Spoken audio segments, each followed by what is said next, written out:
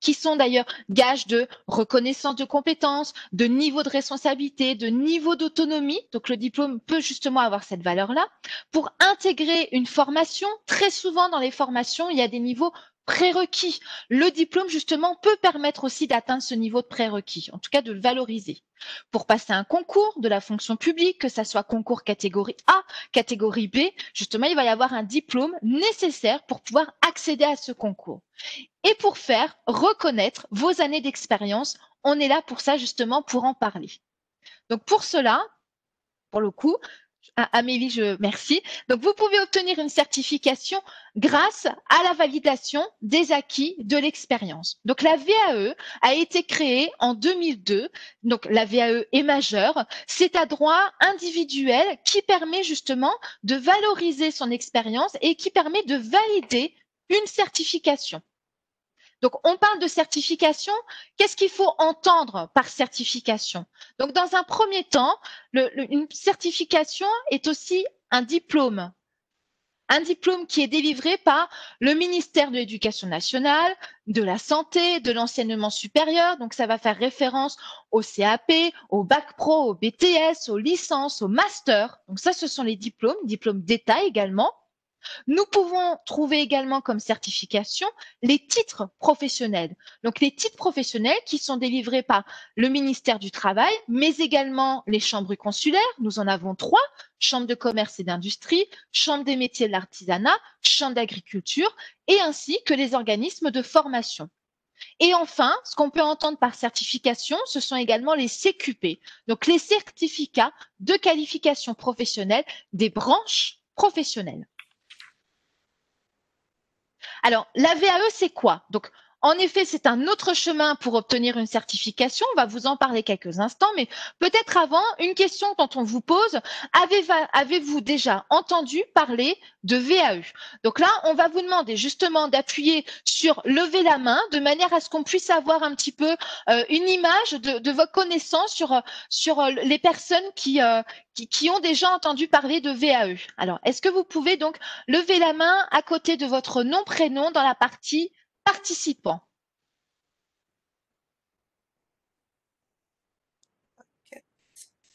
Jaquette, 4, 5 mains levées. Oh, Bon, d'accord. eh bien, En fait, pratiquement tous les participants. bon, très bien, intéressant. Alors, pour le coup, donc, le premier chemin que l'on pourrait communément appeler justement, Amélie, si Oui, oui, je tu clique, peux mais ça passer. met du temps à Merci. s'afficher Vous nous parfois. excusez, hein, y a un petit décalage entre la présentation des slides, mais on s'adapte, il n'y a pas de souci. Donc, le premier chemin, justement, qu'on peut appeler communément la formation. Vous le connaissez, donc la formation va se composer d'enseignements théoriques, de stages pratiques, pour aller à la fin vers un examen et pour, au final, obtenir une certification. La VAE, c'est donc un autre chemin. Le point de départ est plutôt l'expérience. L'expérience est composée de compétences, de ce que vient de décrire justement Amélie, et qui va amener en point d'arrivée sur une évaluation. Et également pour obtenir une certification. C'est la même certification que ça soit par la voie de la formation que par la voie de l'expérience. Une personne qui valide un BTS par la voie de la VAE, à aucun moment donné sur son diplôme, il y aura quelque chose d'annoté acquis par la validation des acquis d'expérience. Là, c'est libre vraiment à la personne de se dire, est-ce que j'ai envie d'en parler ou pas? Mais nous sommes sur la même certification.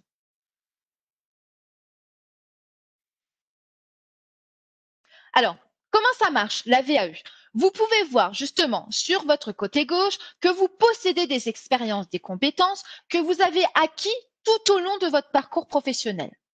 Sur la droite, la certification visée, bien évidemment, se compose également de blocs de compétences. Alors, bloc de compétences, c'est peut-être un terme que vous entendez de plus en plus, en effet, puisque maintenant, toute certification doit être composée de blocs de compétences. Et la VAE, quel est son principe? Eh bien, écoutez, c'est de comparer votre expérience professionnelle avec les blocs de compétences. Donc, c'est un rapprochement qui se fait de manière à identifier justement si votre compétence avec la certification visée, est-ce que votre expérience permet de combler ces blocs de compétences?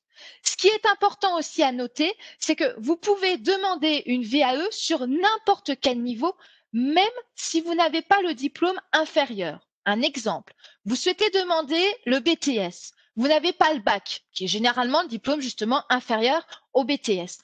Pas de souci. Le principe étant que vos compétences, votre expérience puissent être d'un niveau d'autonomie, de responsabilité, de connaissance, d'un niveau BTS attendu en lien avec la certification visée de bloc de compétences. La VAE, c'est pour qui? Alors, le cadre légal, justement, précise que la VAE est un droit pour toute personne engagée dans la vie active. Donc, salarié, demandeur d'emploi, indépendant. Alors, indépendant, c'est-à-dire les professions libérales, les exploitants agricoles, les artisans, les commerçants, mais également aussi les bénévoles et les élus. Donc, vous constatez que c'est vraiment la VAE accessible pour un large public. Des conditions de critères pour accéder justement à la VAE. Donc, il faut justifier au moins d'un an d'expérience. Quand je dis un an d'expérience, c'est équivalent à temps plein. Ça équivaut, par exemple, à 1607 heures. Donc, un an d'expérience égale 1607 heures. Que ça soit une expérience acquise en France ou à l'étranger, que cette expérience soit continue ou pas. C'est-à-dire que dans un parcours professionnel, il peut y avoir à un moment donné des temps de pause, alors de transition professionnelle, d'arrêt, peu importe. Mais si c'est une expérience qui est mise en avant, peu importe qu'elle soit continue ou pas. Il faut que ce soit bien évidemment une expérience en lien direct avec la certification visée, puisque comme je viens de le présenter sur la dernière slide, on est bien sur un comparatif entre une expérience pro et des blocs de compétences. Et cette expérience doit être justifiée. Donc justifiée par des bulletins de salaire, par des certificats de travail, par des extraits CABIS. En tant que bénévole, ça peut être aussi des attestations d'associations.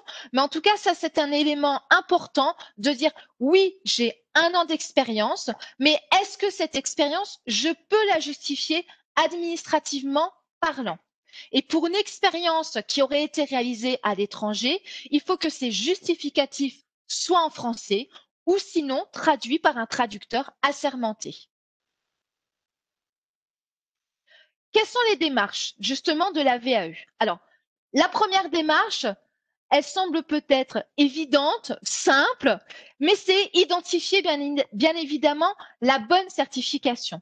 C'est une étape très importante. Alors, quand je dis la bonne certification, c'est la certification en lien avec votre expérience professionnelle, mais aussi en lien avec votre projet, donc VAE, que ça soit un projet professionnel, que ça soit un projet personnel, et aussi en lien avec votre situation. Donc, vous le voyez, la bonne certification, ça remplit aussi ces critères-là. Mais rassurez-vous, puisque pour identifier la bonne certification, vous n'êtes pas seul. Donc, il existe en France justement des points relais conseils VAE où des personnes vous accompagnent dans l'identification de la certification la plus proche de vous. Alors, petite aparté pour la région Auvergne-Rhône-Alpes dont nous faisons partie avec Amélie Culot, il n'y a plus de point relais conseil VAE et là c'est le conseiller en évolution professionnelle qui prend le relais. Mais ça veut quand même dire que vous avez justement un réseau d'acteurs VAE qui vous accompagne pour identifier la bonne certification. L'étape suivante va être la recevabilité. La recevabilité, c'est une étape purement administrative qui va consister à déposer une demande auprès de l'organisme justement qui est en charge de la recevabilité. Et donc cet organisme en charge de la certification visée, donc qui va gérer la recevabilité, va avoir un rôle principal qui va être de vérifier les conditions d'accès. Les conditions d'accès, lesquelles sont-elles? C'est un an d'expérience professionnelle, comme je viens de vous le décrire, mais avec aussi la possibilité de justifier cette année d'expérience en lien direct avec la certification visée. Alors, c'est important cette précision puisque imaginons j'ai une expérience dans l'agriculture pendant 20 ans, je souhaite valider un BTS assistant manager, j'ai fait 6 mois d'assistant manager, je pourrais pas mettre en avant mon expérience d'agriculture, vous le comprenez évidemment, parce qu'on est sur des secteurs d'activité différents et en plus, je suis à moins de 1 an d'expérience. C'est pour ça que vraiment, c'est important de dire oui, j'ai 1 an d'expérience, mais est-ce que cette expérience, elle est en lien avec la certification que je vise et est-ce que j'ai les documents nécessaires pour justifier cette expérience? La prochaine étape consistera à vous préparer, à se préparer à l'évaluation des compétences par le jury VAE. Pour cela, vous allez avoir différents moyens. Donc, le premier moyen, c'est la constitution d'un dossier de validation. Peut-être avez-vous déjà entendu parler de livret 2. On fait référence à ça. Donc, le dossier de validation, c'est un document, un dossier dans lequel vous allez décrire de manière fine vos activités, votre expérience en lien avec la certification visée. Donc, il va s'agir vraiment d'aller dans un niveau de détail, et j'insiste sur ce niveau de détail, puisque l'objectif étant de permettre au jury de pouvoir vous représenter en action, en activité, d'où le fait d'avoir cette description fine du niveau d'expérience, du niveau d'activité. Deuxième possibilité, la possibilité d'être en situation, d'avoir une mise en situation. Alors, c'est vraiment pour certains titres, par expérience, peu de valideurs, donc peu d'organismes le mettent dans leur procédure de validation. Pour autant, par exemple, pour citer le ministère chargé de l'emploi, donc met en avant des mises en situation. Alors, ce n'est pas l'un qui va remplacer l'autre, c'est-à-dire que pour les personnes qui s'engageraient également dans une mise en situation pour les titres professionnels, il y aura également un dossier de validation. Mais cette mise en situation, c'est vraiment une mise en situation sur plateau technique. Je souhaite valider un titre professionnel secrétaire, par exemple. Eh bien, écoutez, on va vous mettre face à un ordinateur de manière à pouvoir faire des activités qui sont liées justement au titre professionnel secrétaire. Et troisième axe, qui est l'entretien avec le jury VAE, donc un jury composé de professionnels de la certification visée et d'enseignants formateurs de la certification visée. Généralement, on est sur du 50-50. Donc, cet entretien avec le jury, il est pour tout le monde, c'est-à-dire que ce soit les personnes qui ont eu une mise en situation, les personnes en dossier de validation. Donc là, c'est vraiment un entretien obligatoire à passer devant le jury. J'insiste, nous ne sommes vraiment pas sous un examen, nous sommes sur un entretien de manière à pouvoir échanger sur votre expérience, sur votre dossier, sur peut-être votre mise en situation en lien avec la certification que vous visez. Et pour cela, vous pouvez être accompagné, vous pouvez avoir un appui méthodologique, vous préparer au jury VAE, donc par exemple l'entretien de simulation justement, et vous êtes accompagné par un organisme, un centre d'accompagnement VAE spécialisé. C'est ce qu'on appelle l'accompagnement VAE. Attention à ne pas confondre avec le conseil en évolution professionnelle. L'accompagnement VAE est une prestation payante. Ce n'est pas du tout en lien, enfin en tout cas c'est différent du conseil en évolution professionnelle qui est un service public gratuit. Donc là, on est vraiment sur deux axes différents. Le jury, il va avoir la possibilité d'émettre 3 types de validation. Première validation, c'est la validation totale. Validation totale, c'est-à-dire que le jury estime que votre expérience permet de combler tous les blocs de compétences de la certification visée. Nous sommes sur à peu près 70% de couvrance de tous les blocs de compétences. Validation totale, vous avez donc la délivrance de la certification. Validation partielle, comme son nom l'indique, il va y avoir une validation partielle des blocs de compétences.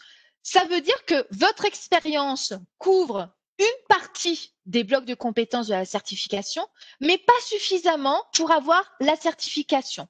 Donc là, le jury va émettre des préconisations, soit acquérir une nouvelle expérience pour justement combler ces blocs de compétences manquants, soit peut-être faire un dossier de validation sur des points précis, ou aussi vous engager dans une formation uniquement, bien évidemment, sur ces blocs de compétences manquants. Et troisième validation, ça peut arriver, mais nous sommes sur 10% sur les validations, aucune validation, validation nulle. Alors, par expérience, c'est qu'il y a eu peut-être un mauvais choix de certification en amont, puisque soit c'est un secteur d'activité qui n'était pas en lien avec l'expérience, soit peut-être c'est un niveau de responsabilité qui n'était pas en lien avec l'expérience. Donc, ça vous permet vraiment de mesurer aussi l'importance du choix de la bonne certification pour la première étape, puisqu'il peut avoir aucune validation. Donc là, c'est-à-dire que le jury estime que votre expérience ne répond pas aux exigences de la certification visée des blocs de compétences. Parlons maintenant des coûts de la VAE. Alors, je vous poserai une question après pour les financements, mais avant, je vais vous présenter les coûts existants. Donc, selon les certifications, il va y avoir plusieurs coûts possibles. Des frais de recevabilité. Donc, recevabilité, c'est l'étape administrative, justement, pour bien vérifier que vous avez 1 an d'expérience, et la partie administrative justificative pour vérifier. Les frais d'accompagnement, il faut entendre par accompagnement, c'est l'accompagnement VAE, l'appui méthodologique pour le dossier de validation, la préparation à l'entretien jury. Des frais d'inscription. Là, ça concerne plutôt les personnes qui s'engagent dans une VAE dans le champ ministère de l'enseignement supérieur, plutôt pour exemple les universités. Les frais de validation, donc ça c'est plutôt, ça fait référence aux frais d'entretien jury. Et enfin, des frais annexes qui ne sont pas à négliger, transport, repas, hébergement, puisqu'en effet, si vous engagez dans une VAE hors de votre région de domicile, eh bien évidemment, c'est un coût aussi qui intervient. Donc, maintenant que les coûts viennent de vous être présentés, je vais vous poser une petite question, je vous demande de répondre dans le chat, c'est est-ce que vous avez connaissance des financements possibles pour justement la prise en charge de ces coûts? Je vous laisse quelques secondes pour y répondre.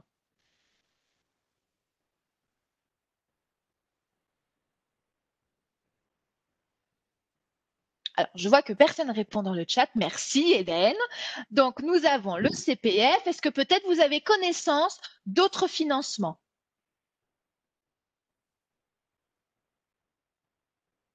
Bon, pas de souci, on est là pour ça de toute façon. Pôle emploi, oui, donc plus pour les demandeurs d'emploi. Des suppositions, très bien. Alors, je vous propose pour le coup de passer à la slide suivante. Donc, financement. Le premier financement en tant que salarié qui va vous intéresser vraiment directement, c'est Transition Pro. Donc, c'est un financement qui est pour le moment en vigueur jusqu'au 31 décembre 2020. C'est un financement d'un montant de 2 000 euros qui prend en charge les frais de recevabilité, les frais d'accompagnement VAE, donc l'appui méthodologique, entretien jury, et les frais de validation. Donc, 3 étapes, on va dire, pour mettre en œuvre cette demande de financement. La première étape va consister à déjà identifier l'organisme accompagnateur que vous souhaitez faire intervenir dans votre démarche VAE. Et la deuxième étape va consister justement à faire une demande en ligne auprès de l'association Transition Pro. Donc là, il est demandé, bien évidemment, chaque région a son organisme Transition Pro. Donc, sur Internet, dans votre espace personnel Transition Pro, rubrique VAE, vous faites une demande en ligne de demande de prise en charge VAE. Et bien évidemment, la troisième étape sera Transition Pro émet un avis favorable, défavorable. Il y a une notion importante qui est la notion de calendrier de dépôt de demande. C'est la raison pour laquelle on vous invite fortement de vous rapprocher auprès de Transition Pro de votre région pour avoir connaissance des commissions, justement, pour pouvoir déposer votre dossier. C'est une mesure qui est donc mise en œuvre jusqu'au 31 décembre 2020. Pour autant, si votre démarche VAE doit commencer 2021, que vous avez déjà tous les documents nécessaires, vous pouvez d'ores et déjà faire la demande auprès de Transition Pro pour une demande de prise en charge. La condition où il faut vraiment être vigilant, c'est que cette demande doit être vraiment réalisée avant le 31 décembre. C'est une mesure qui a été mise en vigueur justement suite à cette situation actuelle sanitaire. Nous sommes dans une incertitude de savoir si elle va être prolongée en 2021. Donc, j'ai envie de dire que c'est le moment, si vous êtes déjà dans une démarche VAE, de déposer cette demande-là. Autre demande, autre possibilité de financement. Alors, On commence par l'aspect plutôt à gauche, donc le compte personnel de formation, le CPF. En effet, pour les salariés, pour les indépendants, vous avez comme acquisition 500 € par an dans un montant maximum de 5 000 €, donc forfait maximum. Et donc, ça va vous permettre en effet de prendre en charge des coûts CPF de la VAE.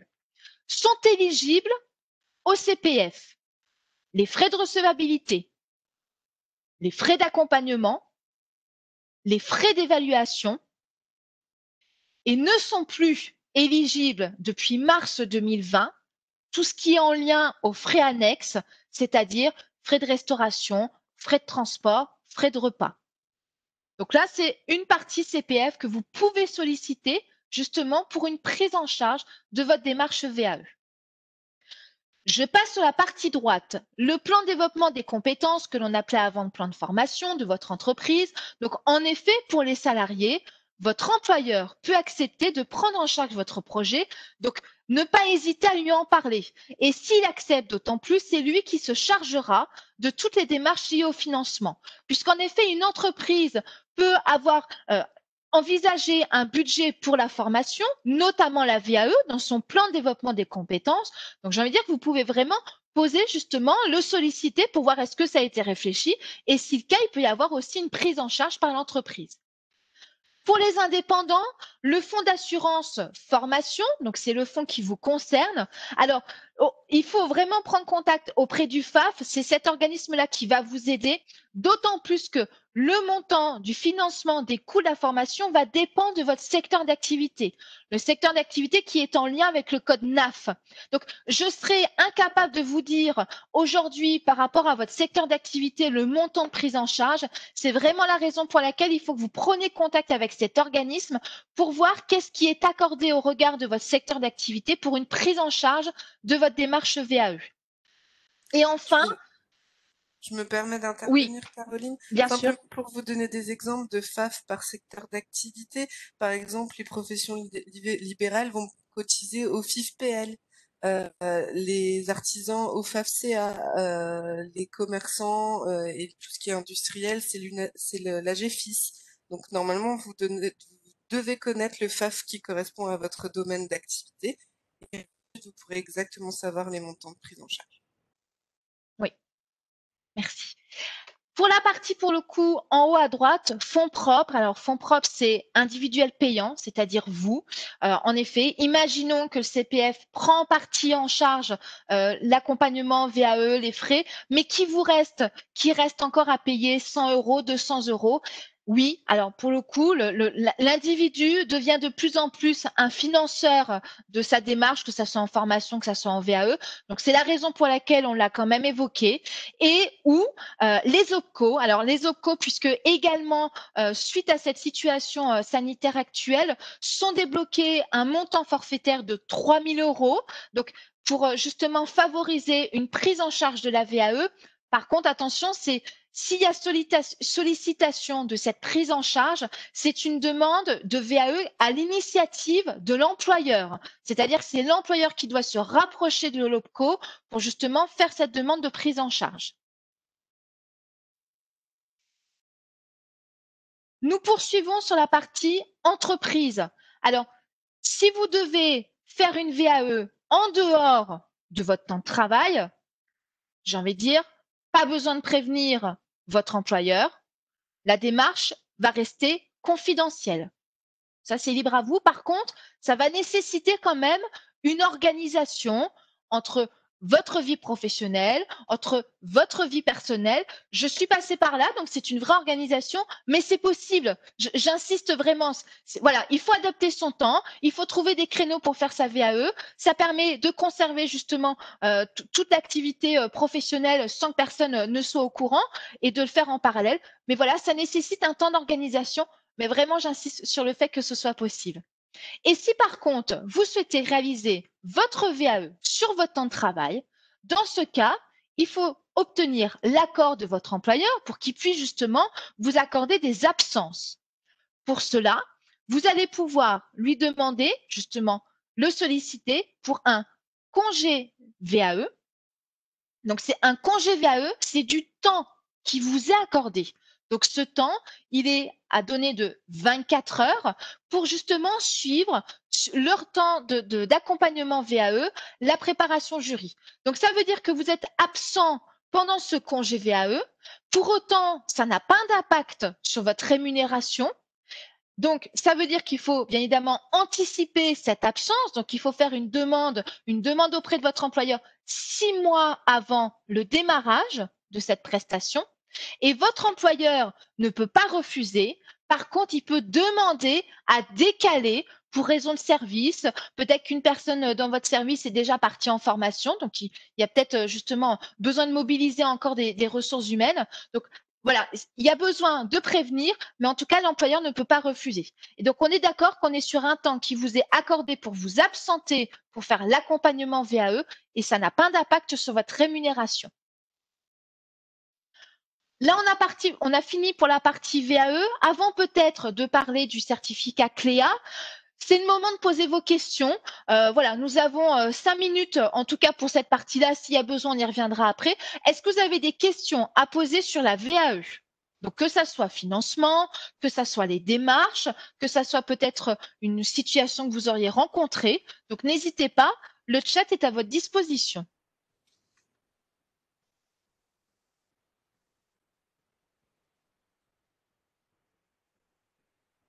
Alors, à l'écrit ou à l'oral, comme vous souhaitez. Si le plus simple pour vous, c'est à l'oral, je vous en prie, prenez la parole.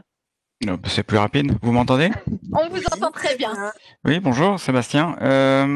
Juste une question. Je suis actuellement concerné par un PSE. Alors, l'OPCO, là, justement, peut-être demander auprès de l'employeur dans le contexte d'un PSE ou pas?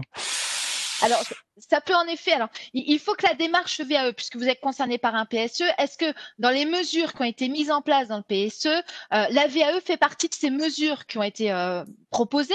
Généralement, ça peut être le cas en bilan de compétences ou pour favoriser le reclassement professionnel. Et dans ce cas-là, c'est se rapprocher de votre entreprise, puisque ça voudrait dire que l'entreprise fait une demande à son initiative. Et donc là, l'OPCO, en effet, pourrait favoriser cette prise en charge financière. D'autant que normalement dans les PSE, puisque justement ça fait partie des situations qui sont en lien avec le contexte actuel, normalement les fonds sont déployés dans le cadre de votre situation. Donc j'ai envie de dire, rapprochez-vous de l'OPCO de votre entreprise pour connaître un petit peu la prise en charge.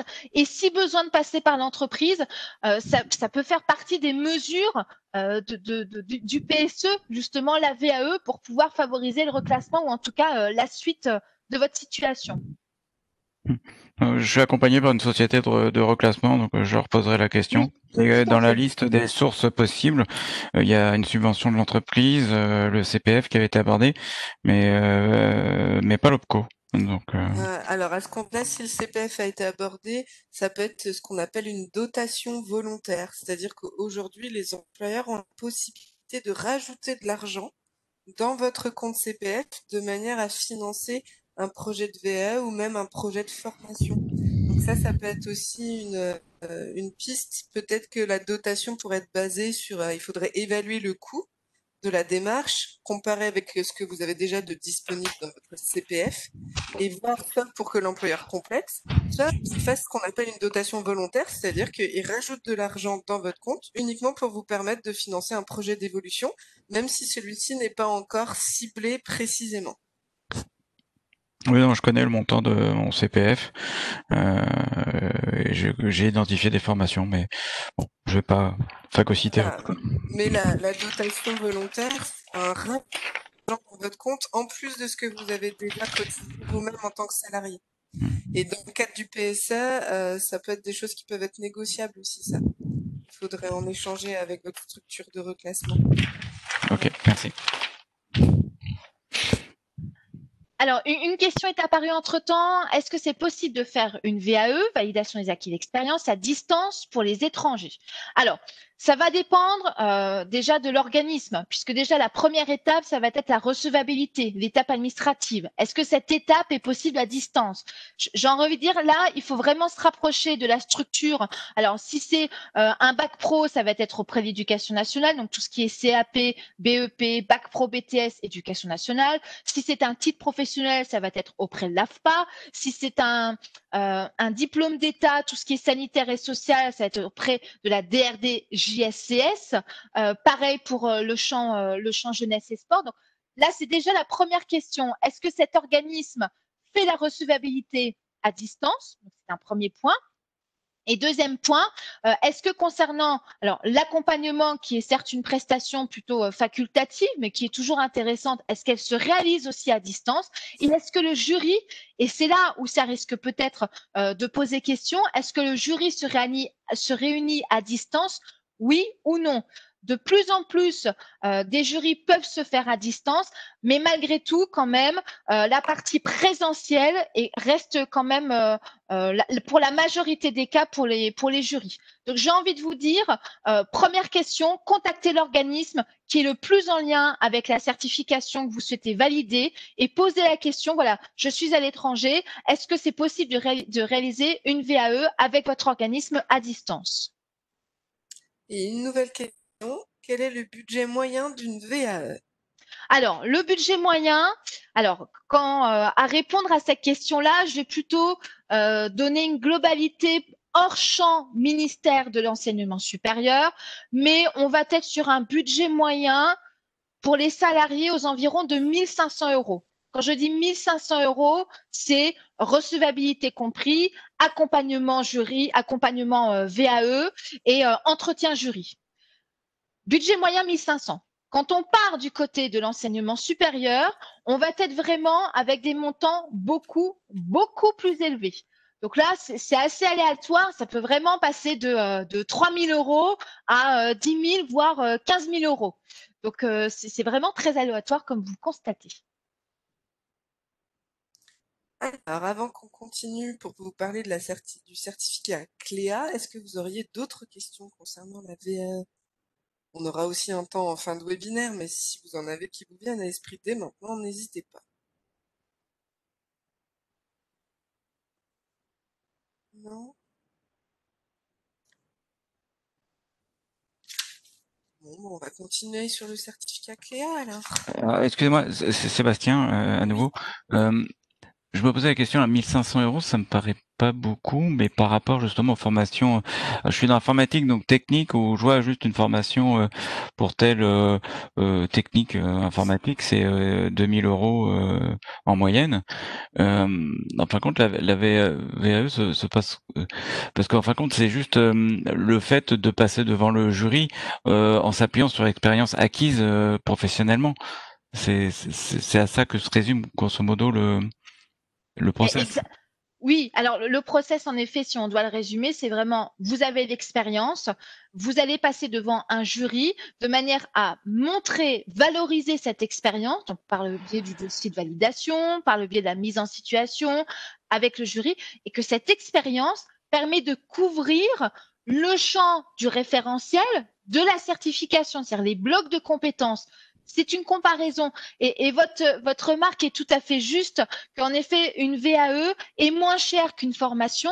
C'est la raison pour laquelle, de plus en plus, on va parler de VAE hybride, c'est-à-dire que des personnes qui vont s'engager dans une VAE, dans une formation, s'il y a moyen de déjà faire reconnaître des compétences par le biais de la VAE, vous l'avez compris, ça va réduire les coûts de formation.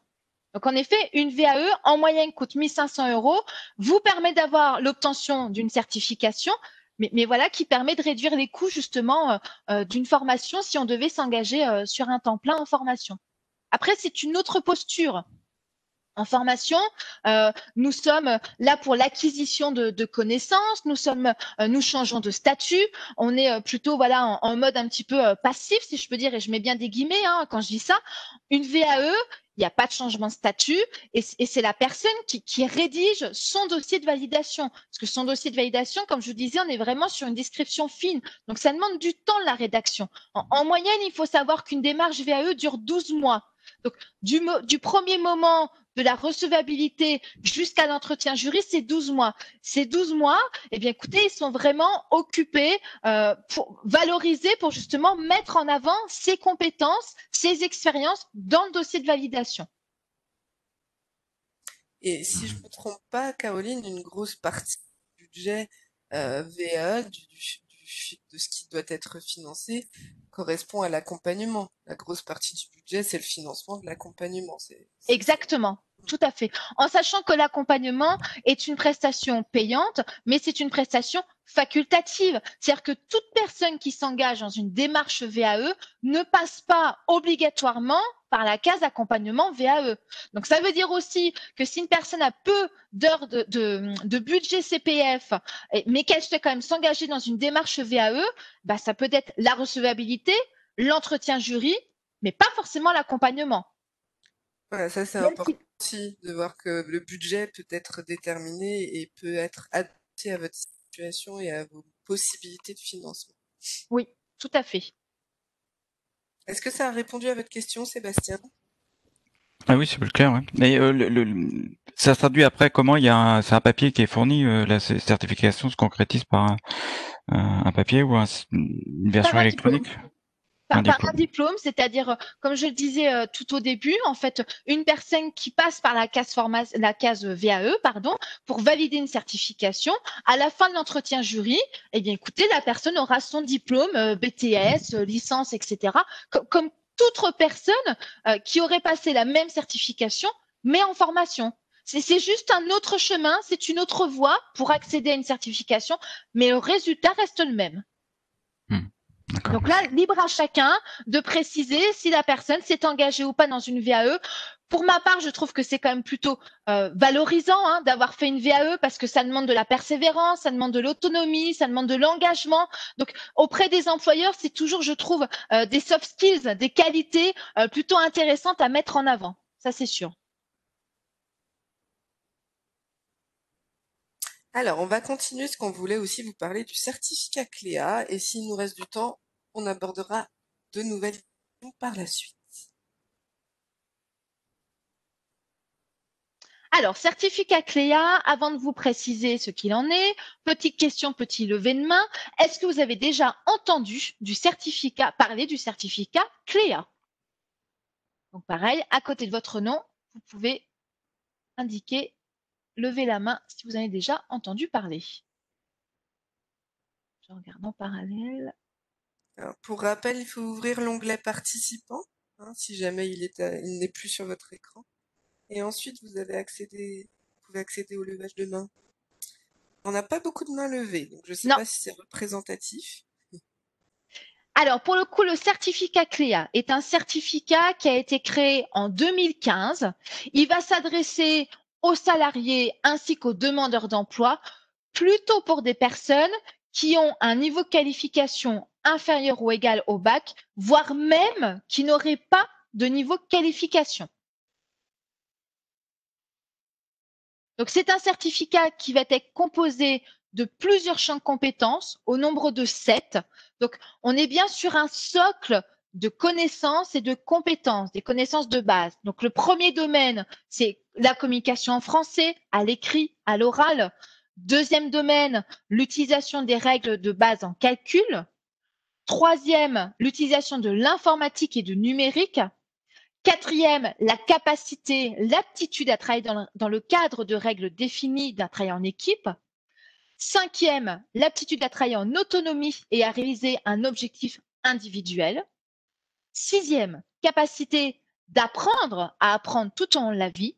Et septième, maîtrise des gestes et postures de l'hygiène et de la sécurité et de l'environnement. Donc, une personne qui obtient le certificat démontre à son entreprise qu'elle est justement en capacité de ses connaissances de base, de ce socle de compétences sur ces 7 champs de compétences.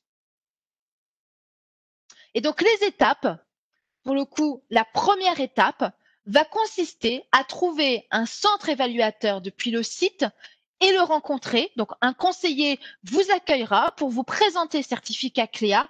Libre à vous de poursuivre ou non l'aventure. Donc, vous avez le site officiel certificat-clea.fr qui vous permet d'accéder à justement ces centres évaluateurs.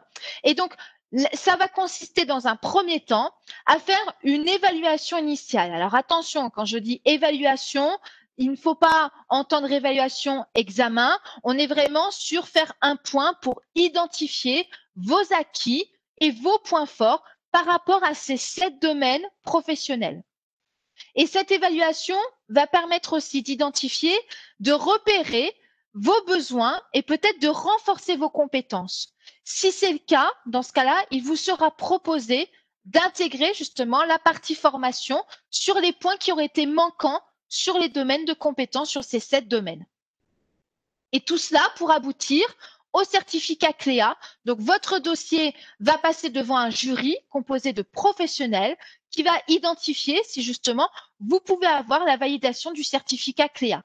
Donc, pour reprendre vraiment rapidement, vous avez une partie évaluation initiale, identifier vos acquis, vos points forts par rapport à vos 7 domaines. Vous validez ces 7 domaines, vous avez directement le certificat. Par contre, si cette évaluation démontre que vous avez besoin de repérer vos besoins, de renforcer vos compétences, là, vous passez par la case formation de manière à compléter justement ces points manquants pour après obtenir le certificat CLEA. Donc, c'est un certificat plutôt récent, hein, puisque 2015. Voilà. Est-ce que peut-être vous avez des questions sur ce certificat CLEA?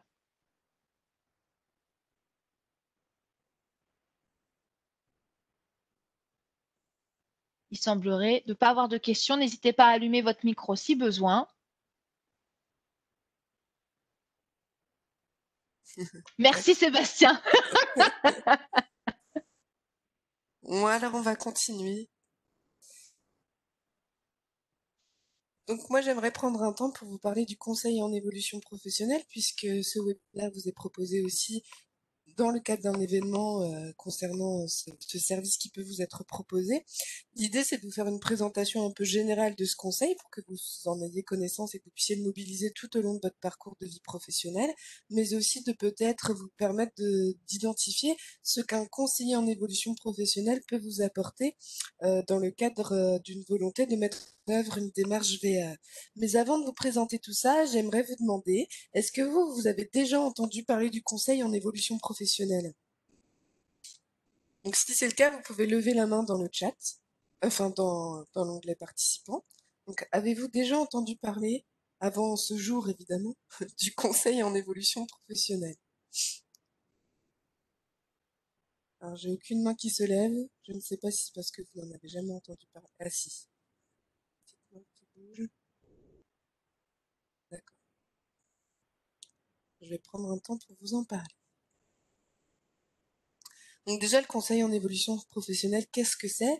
En fait, c'est un service d'accompagnement qui vous permet d'avoir un réel appui dans toutes vos démarches qui concernent votre évolution, une stratégie de projet d'évolution professionnelle. Ça s'adresse, alors pour nos groupements et les structures qui organisent les semaines de l'évolution professionnelle, ça s'adresse aux salariés et aux indépendants. L'idée, c'est de vous permettre d'avoir un rendez-vous avec un conseiller, ou même plusieurs rendez-vous, dans un cadre gratuit, mais surtout confidentiel, que vous puissiez exprimer librement vos inquiétudes, vos questionnements, vos besoins. Vous avez aussi affaire à des professionnels qui sont neutres, hein, qui ne porteront pas de jugement sur vos besoins, vos projets ou vos envies, mais qui vont simplement vous accompagner pour identifier dans quelle mesure cela peut être possible et quelles actions vous pourriez mettre en œuvre pour réaliser vos projets. L'idée, c'est que ce service soit accessible au plus grand nombre. Donc, quel que soit votre âge, votre niveau d'études, votre pratique de la langue française, vos besoins, vous pouvez venir rencontrer un conseiller qui sera à vos côtés en toute impartialité. Donc, il y a en fait en France 5 opérateurs qui proposent le conseil en évolution professionnelle. Comme je vous disais, donc nos groupements qui s'adressent aux salariés, aux indépendants, que vous retrouvez sur toute la France. Ensuite, vous avez l'APEC, hein, qui s'adresse particulièrement aux cadres et aux cadres jeunes diplômés, aux cadres demandeurs d'emploi ou aux cadres en emploi. Vous avez Pôle emploi qui va, lui, accompagner dans le cadre du conseil en évolution professionnelle les personnes qui sont en recherche d'emploi, qui ont le statut de demandeur d'emploi. Un autre opérateur est le réseau des missions locales, qui lui va guider et accompagner spécifiquement les jeunes âgés de moins de 26 ans. Et puis le dernier opérateur est nommé Cap Emploi. Cap Emploi, lui, va se consacrer plus précisément aux personnes qui sont en situation de handicap et qui pourraient voir leur emploi menacé puisque inaptes à leur poste. Donc l'idée, c'est de permettre à chaque individu, quelle que soit sa situation, de pouvoir bénéficier d'un conseil gratuit avec un professionnel du domaine de l'orientation. Donc, dans le cadre du conseil en évolution professionnelle, on vous propose un accompagnement en 2 niveaux. Un premier niveau de conseil personnalisé, où vous aurez un rendez-vous avec un conseiller, vous pourrez vraiment exprimer toutes les questions qui vous viennent à l'esprit et tout ce que vous pouvez rencontrer dans votre situation professionnelle. L'idée, c'est de mettre tout ça à plat pour clarifier les choses, prendre de la hauteur avec le conseiller et se dire, bon, où on en est, quel objectif on se donne, et vous donner un premier niveau d'information. C'est-à-dire que si vous arrivez en vous posant des questions sur le champ de la VE ou de la formation, on va pouvoir déjà vous renseigner sur comment fonctionne la VE et les dispositifs génériques de financement de la VE. Simplement, ce premier niveau de conseil personnalisé n'est pas toujours suffisant. Parfois, certaines personnes repartent de ce premier rendez-vous avec toutes les clés en main pour continuer à avancer. Mais suivant le nombre de questions que vous posez, la complexité de votre situation et l'avancement de votre démarche de projet, vous pouvez avoir besoin de continuer avec le conseiller. C'est là qu'on bascule dans un deuxième niveau d'accompagnement personnalisé. L'idée ici est vraiment de vous fournir un appui pour construire votre projet jusqu'à aller à la mise en œuvre du projet et le réaliser, le concrétiser. Donc, par rapport à la démarche, comme on est concentré sur notamment la valorisation des acquis de l'expérience. Quel peut être le rôle du conseiller en évolution professionnelle? Comme l'expliquait tout à l'heure Caroline, le conseiller en évolution professionnelle, il peut vous aider à rechercher la certification qui est adaptée à votre situation, au regard de votre expérience, de vos besoins, du temps que vous pouvez y consacrer, de vos motivations. Le conseiller en évolution professionnelle, il va aussi être là pour clarifier et vous expliquer toute la démarche VAE, en quoi elle consiste, comment elle fonctionne, ce qu'elle implique, les délais, les étapes, les enjeux. Et puis pour finir, on a parlé tout à l'heure de financement, on a dit que la VAE induisait des coûts et le conseiller en évolution professionnelle peut aussi vous aider à identifier les modalités de financement les plus adaptées en fonction de la démarche VAE que vous voulez engager, c'est-à-dire suivant le budget à y consacrer, le certificateur, parfois on peut même imaginer des cofinancements. Voilà. Vous n'êtes pas seul dans cette démarche. Aujourd'hui en France, il existe beaucoup de dispositifs qui permettent l'évolution professionnelle. Par contre, il n'est pas toujours aisé de les connaître et de les mobiliser. Donc n'hésitez pas à prendre rendez-vous avec un conseiller pour clarifier cela et vous engager dans cette démarche VAE de la manière la plus sereine et puis aussi la plus avisée possible, puisque tout à l'heure Caroline expliquait que parfois le jury peut fournir une validation, une non-validation, une invalidation du diplôme dans le cas d'une démarche VAE. Et c'est vrai que plus on est accompagné, plus on est informé sur cette démarche et sur la certification qui correspond le mieux à sa situation, plus on a de chances de s'engager. Bon, après, il n'y a pas que la certification, aussi toutes les conditions de réussite que vous pourrez mettre autour de cette démarche VAE, le temps que vous allez y consacrer, comment vous allez vous organiser au quotidien pour pouvoir remplir vos différents dossiers. Mais voilà, on sait que être accompagné, être conseillé et réfléchir à comment on va s'engager dans cette démarche pour qu'elle fonctionne, ça va quand même augmenter le facteur de réussite et d'obtention de la certification. Donc si vous êtes dans une démarche d'évolution professionnelle ou même si vous vous posez des questions tout simplement sur votre situation professionnelle mais que vous n'avez pas de projet en tête, peu importe là où vous en êtes dans votre réflexion et dans vos questionnements, vous pouvez donc prendre rendez-vous avec un conseiller.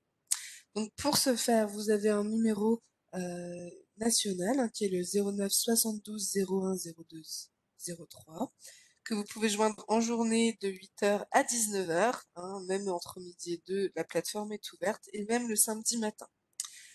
Si vous ne pouvez pas joindre la plateforme téléphonique ou si vous préférez utiliser le site internet, vous vous rendez sur mon-cep.org et là vous avez la possibilité de demander à être rappelé ou à remplir un formulaire pour prendre un rendez-vous. Si vous allez sur mon-cep.org, On va vous demander votre situation professionnelle et au regard de votre situation, si vous êtes cadre, demandeur d'emploi, jeune de moins de 26 ans, une personne qui a un handicap reconnu ou si vous êtes salarié ou indépendant, on vous donnera l'interlocuteur le plus adapté à votre situation. Et il est à noter que des conseillers en évolution professionnelle, vous en trouvez sur toute la France, dans toutes les régions, et il y a de nombreux sites qui vous permettent d'avoir un rendez-vous plutôt proche de chez vous. Donc avant de se quitter, est-ce que vous auriez des questions? Alors, soit sur la VE, sur Cléa ou sur le conseil en évolution professionnelle de manière plus générale, n'hésitez pas.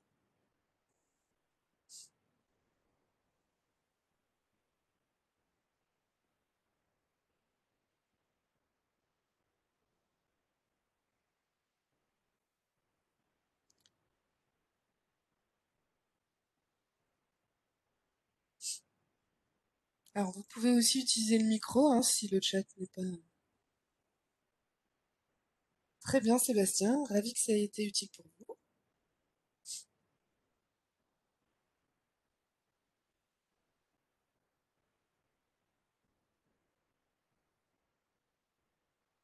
Bon, je vois qu'il n'y a pas de questions particulières dans le chat. On va attendre quelques minutes au cas où.